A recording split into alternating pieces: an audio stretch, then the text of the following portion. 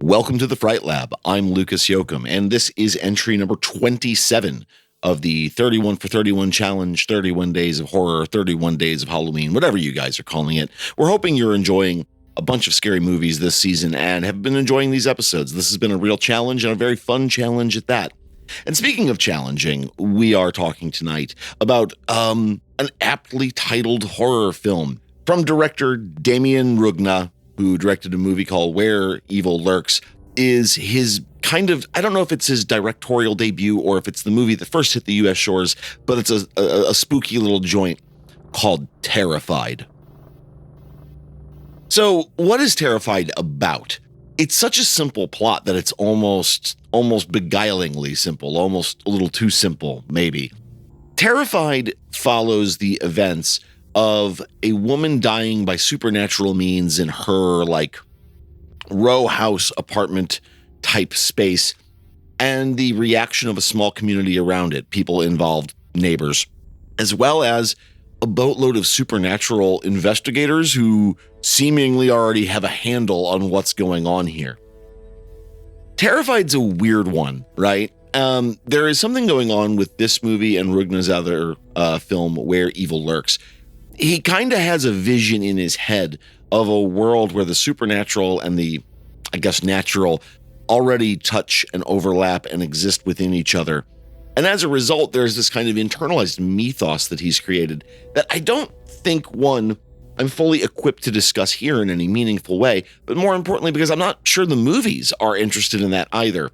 They explain themselves, sort of, and I'm not sure if the two films that he's released here through Shudder, I don't know if they are in an overlapping world where they share the same rules or whatever, but they are extremely scary. So Terrified specifically, I think, deals with this kind of style of horror that I'm seeing coming out of a lot of Spanish-speaking countries. They're brutal and they're ugly and they're dark, and they're all in ways that I really like. I was very impressed with this movie when I first saw it, and a subsequent rewatch many years later has been really, really rewarding. One of the real standouts, or two of the real standouts here, one is the audio. I think the sound design and the music, the kind of audio world you exist in, is really chilling and kind of bone crunching in a way. And then there's, I don't want to say creature effects because it is not a creature feature horror film, but the use of special effects within their horrifying context and characters is really, really gnarly, and it's really effective. And the scenes are kind of gross, which I like. I think a little edgy ickiness makes the horror a lot more interesting. As far as supernatural horror goes, hauntings, ghosts, otherworldly forces, that kind of thing. I feel like a lot of it, you have to buy, the buy-in that I'm always talking about, you have to buy in pretty strongly. And with this one, I felt like the buy-in was minimal. It really works. You're willing to look at what you see on screen, the totally just diegetic, exegetic elements of the film. You are not requiring to do a lot of exegesis. You are just looking at this going, oh, that's fucking terrifying. And all of the characters kind of treat it the same way. It's actually sort of neat that instantly everyone sees this and goes, oh, yeah, this is supernatural and scary as shit. We better deal with it ASAP. Almost everyone is on board character-wise from the word go. I mean, there's got to be some give or take with characters not believing it, because otherwise, I don't know that supernatural horror works. You have to, not only do we, the audience, have to buy in, the characters being written into the script have to buy in as well. I don't think you could have a fully skeptical cast. You know what I mean? So it is really, really cool in that regard, and it doesn't leave anybody safe. Everybody's at risk in this film, and man, some ways bigger than one. It's not a content warning thing, but tread lightly. This is an ugly film and not to be taken flippantly. It is not a movie for the squeamish in that regard.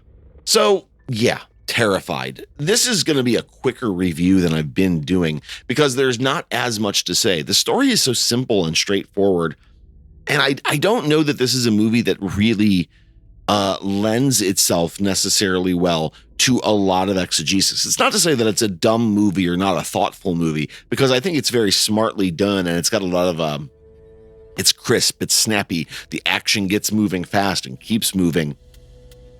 But this isn't a movie that also requires a lot of analysis after the fact. I find it is extremely visually strong, and that's one of the places where I think Rugna's films really, really hold up. So many horror films, they're forgettable in a particular way. And I say that as someone who watches a lot of them. I've forgotten more about these movies than I remember half of the time. But I think Rugna's doing stuff that's so visually neat, and so it does such a good thing with atmosphere.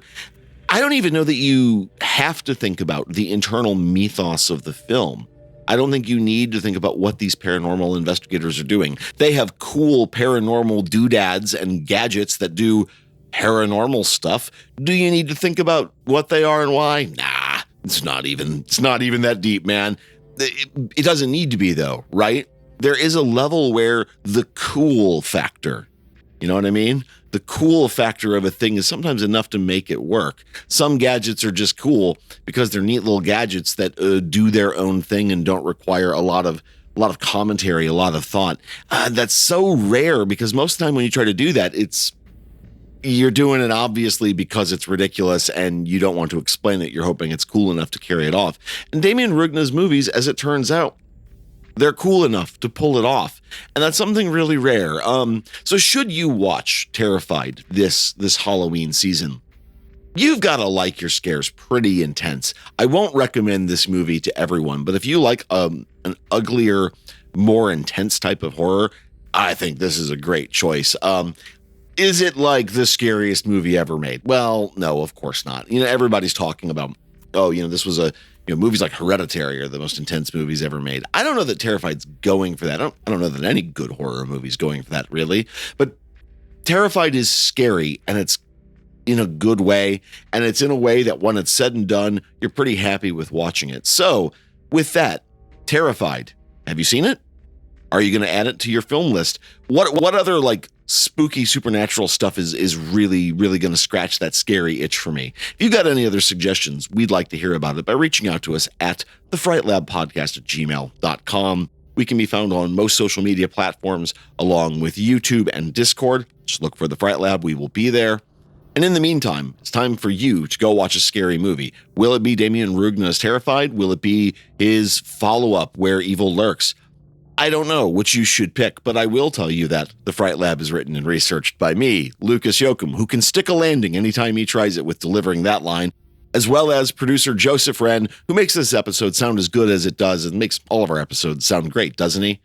We appreciate each and every one of you, and we will talk to you all again very soon. Happy October, all.